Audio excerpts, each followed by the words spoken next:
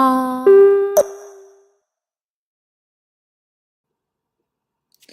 right, now comes the fun part of syncing up the lip movements with the audio. This part is kind of tedious, although once you get into a routine, it does go pretty quickly. But take it one chunk at a time, one word at a time, one set of sounds at a time. Don't try to think you can do everything all at once. Eventually, as you work a little along, you'll have it all finished out. If we go down to our timeline, if you had the audio file set up correctly, you should be able to scrub over it and work just within one section. So let me play this part over and over again. I'm just going to deal with that one part. Now, if I wanted to play just that part over and over again, remember we can go down to our icons and choose loop. And this will give us a specific area we want it to loop over. I'm going to set that right here at the beginning of where the audio starts and ends. And you can see it'll play over and over again. With that locked down, I'm going to choose my lips layer, and here's where we want to start changing up the different sounds. Pay close attention to what it's saying. To a mouse. So I know the first sound that's being created is a t, u, a, mouse. So if I slowly scrub over it, right here is where the first sound comes in.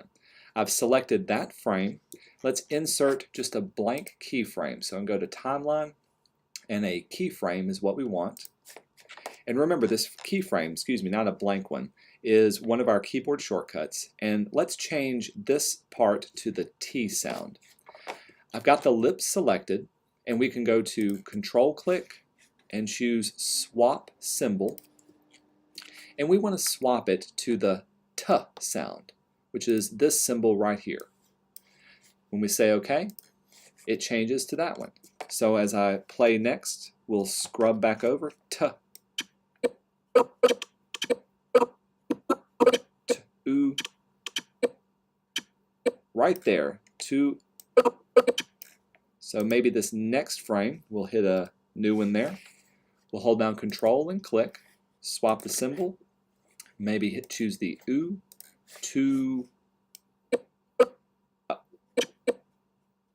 Right there, it's starting to say so we'll hit a new keyframe there. My keyboard shortcut was the F6, so we'll swap this symbol to the to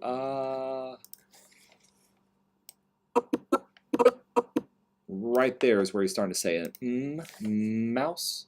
So we'll add a new keyframe there. Swap the symbol to the sound, which is this, to ma.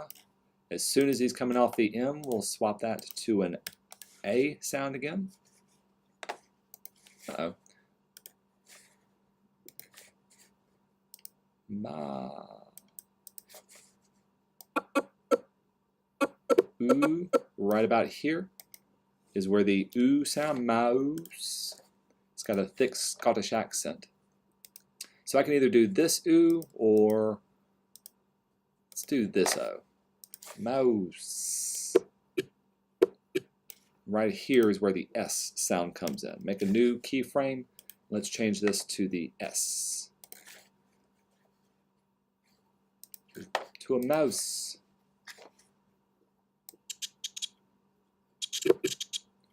And it lasts all the way to here. What I like to do is, instead of keeping it at that S, let's go back to the rest sound. So I'm going to add one more. Let's put this back, swap it to rest. We'll do that. Okay, now that I've got my lips synced up to here, let's hit return and we'll play it. To a mouse, to a mouse, to a mouse. Pretty good. It's as it plays through, you can see how quickly they change up. And what you're looking for is, does it look natural? Does it look like the sounds that are being made? More often than not, you'll need to maybe change the starting position of it, moving your little keyframe over 1 or 2 frames, or you'll need to choose a different mouth position. To a mouse, to a mouse. All right, once I've got that one done, let's just move our loop to another set. I don't want to do something as big as the entire thing. Remember, keep it nice and small, so I'll choose maybe this set of words, to a mouse. On turning her up, on turning her up. On tumbling her up, on tumbling her up. So listen closely. On, so the first word starts here. It's the O sound. Make a new keyframe, swap up the symbol. It decides to work, there we go.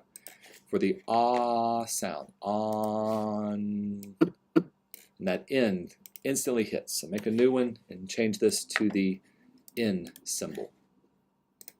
And this is basically what you're doing. Once you get into the routine of creating this, very slowly it builds out and is completely done.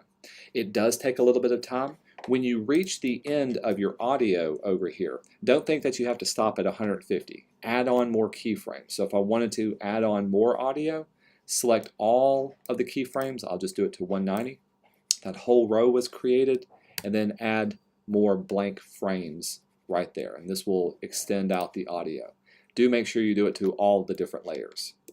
Okay, once it's finished, here's how to save the file. Again, I've only done it for this one, but when you go to save it, we want to save this as a Flash SWF file, and we want to make sure it's a good quality file too. So let's go to File, open up your Publish settings.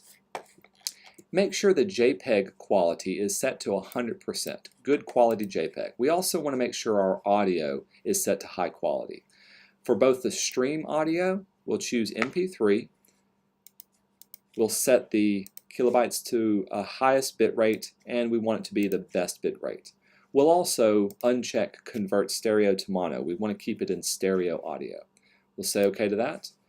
I like to change the audio event to match the stream, so we'll set that to a high bit rate of 160, best quality, and uncheck stereo to mono. Now when we say OK to both of those, we can go back to File, Export, and we're going to export this just as a regular movie file. This kind of movie, and we'll save mine to the desktop, I'll call this To a Moose. The file format we want to choose will be a SWF movie, Shockwave Flash file. That's an old version of doing it. But the best part about it, when we hit save, the file format tends to be pretty small. Even for this one, let's see if I can find it. To a mouse here. If I get the info, it's less than a kilobyte. Of course, we've only done just a few seconds of animation. Usually they're just a couple of megabytes, something that's easily to be uploaded to Moodle. When you do finish these up, you're going to remember, do at least 5 stars worth of animations. So you're going to need to do at least 2 different poems, and you'll upload each of those files separately to Moodle. So once I'm finished with one poem, make a new animate file, animate the lips to that one, and upload those as well, multiple animations. Alright, so this is it. I look forward to seeing what y'all do for this project.